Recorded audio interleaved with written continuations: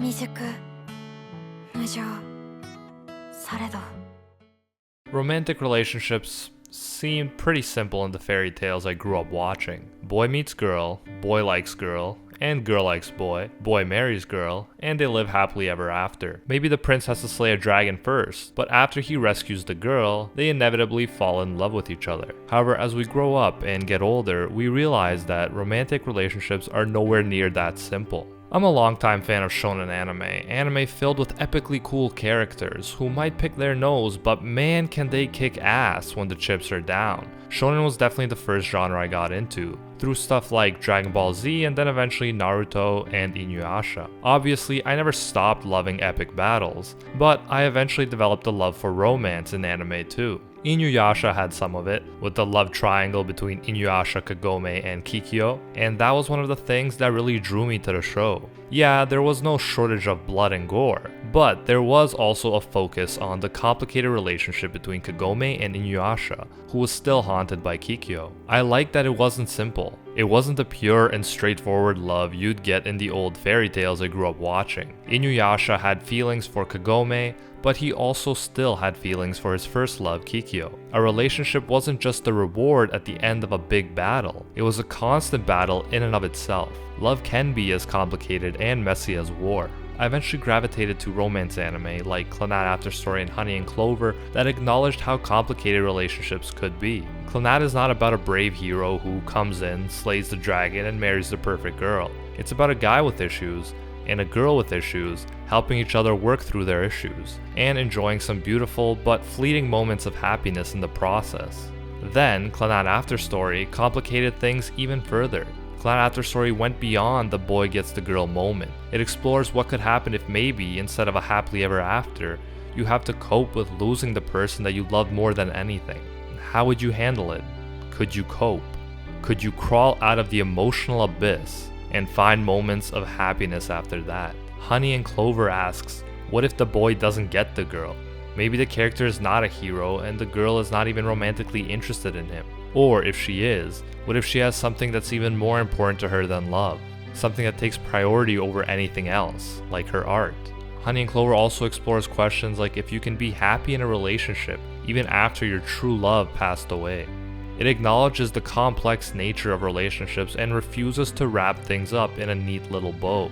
At the same time, it shows us that there is more to life than getting that specific girl, and that you can find moments of happiness and joy in life even when you're uncertain about your future, even when you don't have all the answers. That's what we actually experience in life. Not that clean, pure, happily ever after, but a messy form of love that is sometimes split between multiple people, that sometimes leads to as much pain as happiness, that sometimes isn't requited at all. My point is, I love these anime because they reflect the fact that love is often a broken, difficult, and imperfect thing, and yet that doesn't make it any less beautiful. In Anna Karenina, Tolstoy writes, happy families are all alike. Every unhappy family is unhappy in its own way. The fact that they capture the complications, the beautifully imperfect nature of love is what makes all these stories interesting, as opposed to the nice, perfect, happily ever after kind of stories. And that brings us to Domestic Girlfriend, another anime that I respect because it explores the beautiful yet complicated forms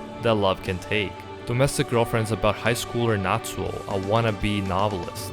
But don't let him being in high school fool you. This isn't your conventional high school love story. It's much messier and as a result, much more interesting. Natsuo loves his high school teacher, but in the first episode, he sleeps with another girl, a girl he is not particularly into. Right away, I respected the show because the creators respected me, the viewer. They cut through the innocent bullshit. They acknowledge the fact that we have sex even when we're not in love. That you can have sex with one person even when you're in love with someone else. Someone who may never love you back. The series had just started and yet I was hooked because of the show's honesty. As it turns out, Rui, the girl Natsuo slept with, and Hina, the teacher he's in love with, are sisters, and their mother is getting married to Natsuo's dad. So soon enough, all 5 of them find themselves living under the same roof, and as you'd expect, shit happens. Rui clearly develops feelings for Natsuo, while Natsuo is in love with Hina. But it's not that simple. He still cares about Rui. He doesn't want to hurt her, and he probably enjoys her attention too, which is why he isn't honest with her. He doesn't insist in the beginning that he loves someone else and that she has no shot. Rather, he often leads her on. He continues to kiss her and even ends up letting her wash him when he has a cast, while they're both completely naked. I mean, yeah, sometimes there is some superficial resistance, but he usually goes along with the situation, even though it's misleading to Rui. When Hina moves out to her own place eventually, Natsuo lies to Rui.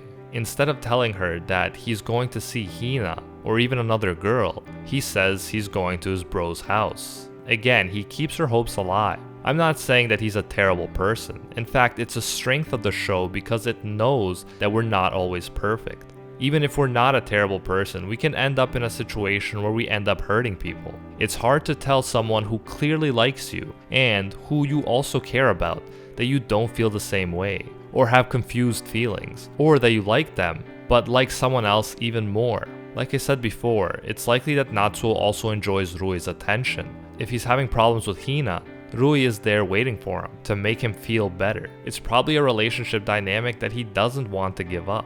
However, his unwillingness to be honest with Rui ends up in the emotional roller coaster that climaxes beautifully and tragically at the end of episode 10. At this point, Rui doesn't know for sure about Natsuo's feelings for Hina. She knows that Natsuo knows that she likes him, and that she clearly gets jealous when he jokes about other women. Yet, as far as she's concerned, he could like her. He didn't go for Momo and the other club girl, while he, as I mentioned before, seems pretty receptive to Rui's advances. Earlier on in the episode, I laughed my ass off during the whole naked bath scene. It's just a hilariously absurd scene from start to finish, with her entering the bathroom completely naked, with them sitting naked in the bath together, with her offering to wash him, with her offering to wash his front, and then with her accidentally touching his you-know-what. And then the next scene at the restaurant finishes it off beautifully with Kobayashi, the friendly and hilarious owner of the restaurant, explaining to the oblivious and inexperienced Rui that, of course, Natsuo-chan would have had a hard time. Then, after making you laugh so hard, the episode goes on to prepare you for quite the emotional climax, and I can't remember the last time in recent history that I experienced such a feels trip while watching an anime. Natsuo keeps lying to Rui and not wanting to tell her that he is going to Hina's. When Rui discovers through his male friend Fumiya that he hasn't actually been going to his place all this time, instead of telling the truth, Natsuo says that he's been with Momo, a friend of theirs, for meals, so she didn't have to eat alone. He says he didn't want to tell Rui, so she wouldn't get into a bad mood, clearly showing again that he is well aware of her feelings for him. She forgives him quickly, but reminds him that when he goes to eat with Momo, that she is left to eat alone. She asks him to invite her next time. However, instead of telling the truth, he continues to lie. He lies about apologizing for his lie, and tells Rui that he is going to make it up to Fumiya when he is actually going to see Hina again. Rui believes him once more. What happens next was predictable but no less impactful, as Natsuo is feeling up Hina and about to have sex with her. A worried Rui shows up, only to confirm that not only has Natsuo lied to her again, he is also in love with her older sister. Everything Rui was working and hoping for comes crashing down. She runs away, leaving 2 umbrellas, her own and the extra one she brought for Natsuo because she was concerned about him. Myself, I'm a sucker for these little signs of caring, like bringing an umbrella for someone. In fact, she was extremely worried about Natsuo because when she showed up to Fumiya's house, Fumiya told her that he had left for home and she didn't see him on the rainy way back.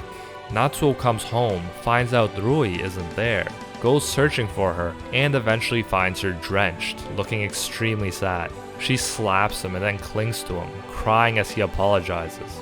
He's all beat up and dirty from looking for her everywhere in the rain with a cast on his leg. She asks if he really loves Hina, and he tells her that he's loved her for a long time. And that ends my favorite episode of the show so far. It takes you from laughing your ass off and brings you on the verge of tears in one amazing episode. It's clear that Natsuo cares deeply about Rui. The fact that he went searching for her everywhere with a cast in the rain makes that clear. We empathize with Rui, who has been working so hard and hoping that Natsuo will love her, while Natsuo has been in a way leading her on while he was committed to her older sister. he lied to Rui, left her to eat alone day after day while he was in bliss with Hina. However, it's not like Natsuo is a bad guy. We saw this when he didn't want to have sex with Momo, who was more than ready to have sex with him. Although so many other guys slept with her, Natsuo couldn't bring himself to do it. He saw that she was extremely lonely, that her parents were too busy for her, and that she often ate alone as a result.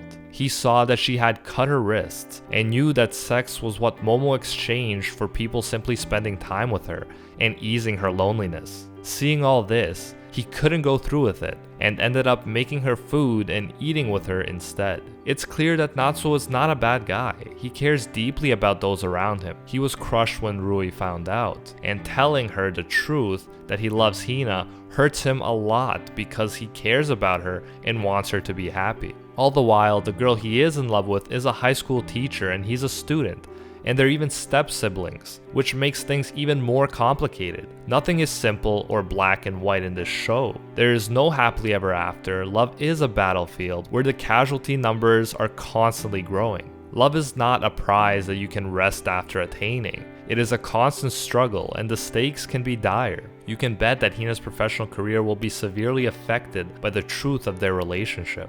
And that's why I appreciate this show. It isn't pure escapism. It captures how complicated relationships can truly be, something that the old Disney fairy tales definitely didn't. While many shows take many episodes for a kiss, there is sex in the first episode of this show, and yet it continues to stay interesting. It shows us that relationships can be complicated, but in doing so, it also shows us how beautiful they can be. Even if Rui's feelings are never reciprocated, even if Natsuo doesn't end up with Hina, it doesn't mean that the beautiful moments they shared together were for nothing. Just like the meal that Natsuo had with Momo wasn't for nothing. In the end, these little moments of happiness and beauty make relationships worth it, even if we don't know for sure what's gonna happen in the next episode of our lives. And that is it for today's video. Thank you for watching. Let me know how you like this video. It's definitely a lot different than a lot of the videos I make. If you did like it, make sure to hit that like button and subscribe. Thank you as always to our patrons, especially to our pro tier patrons Keelan and Gilgamesh, and toward the 1 tier patrons Lil Lady KD, Maddie Mac, and Ace. If you want to support content like this, you can do so over on our Patreon, link in the description. And until next time, see you, Space Cowboys.